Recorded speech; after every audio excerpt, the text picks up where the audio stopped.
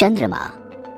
रात के आकाश में इस जाने माने गोले ने एस्ट्रोनॉमर्स या सामान्य व्यक्ति दोनों की ही कल्पना को समान रूप से प्रेरित किया है।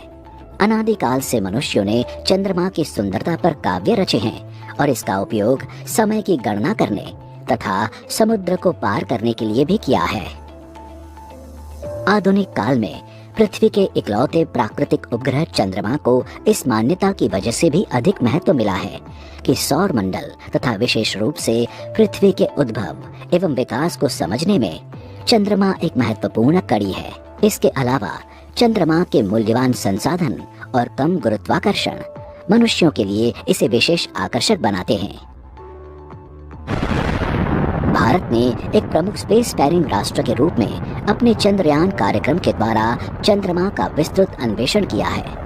चंद्रमा की परिक्रमा करने और इसकी सतह का बार बार अवलोकन करने के लिए देश ने 2 रोबोटिक अंतरिक्ष यान भेजे हैं। चंद्रयान 1 ने चंद्रमा की सतह पर अपने चयनित समय एवं स्थान पर पहुंचने की भारत की क्षमता का प्रदर्शन किया और इसके साथ नवंबर 2008 में भारत चंद्रमा की सतह पर पहुंचने वाला चौथा राष्ट्र बन गया। इसके अलावा चंद्रयान 1 द्वारा 2009 में चंद्रमा पर पानी की निर्णायक खोज को अभूतपूर्व योगदान के रूप में देखा गया था। इसके आगामी मिशन चंद्रयान 2 में एक ऑर्बिटर, विक्रम नामक एक लैंडर और प्रज्ञान नामक एक रोवर शामिल थे। गत 4 वर्षों में ऑर्बिटर यानी कक्षेत्र ने चंद्रमा की सतह का लगातार अध्ययन किया है और आज भी संतोषजनक कार्य कर रहा है।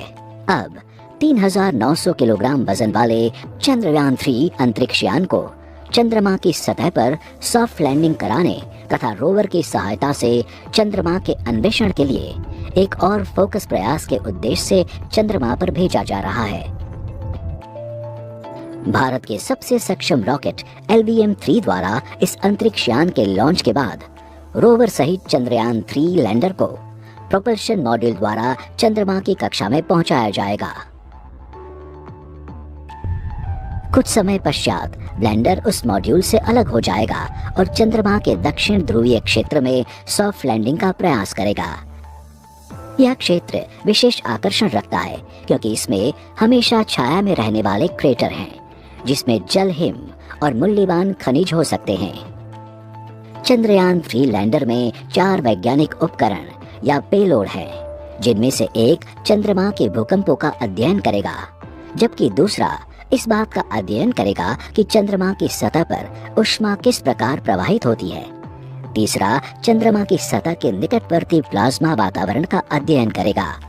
चौथा उपकरण वैज्ञानिकों को पृथ्वी तथा चंद्रमा के बीच की दूरी को अति परिशुद्धता से मापने में समर्थ करेगा। रोवर के 2 उपकरण एक्सरे और लेजर हमें चंद्रमा की सतह की संरचना का अध्ययन करने में सहायता प्रदान करते हैं जबकि लैंडर और रोवर एक दूसरे के सीधे संपर्क में रहेंगे।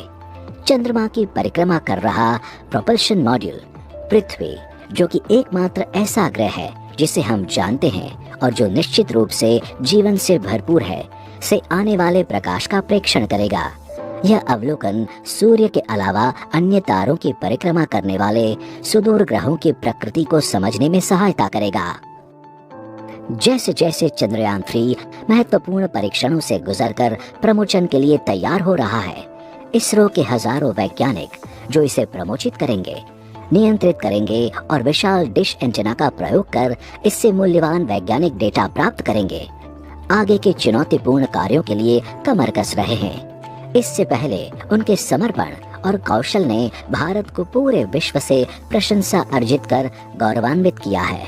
आइए हम भी चंद्रयान 3 नामक इस महत्वपूर्ण मिशन के लिए उन्हें शुभकामनाएं दें।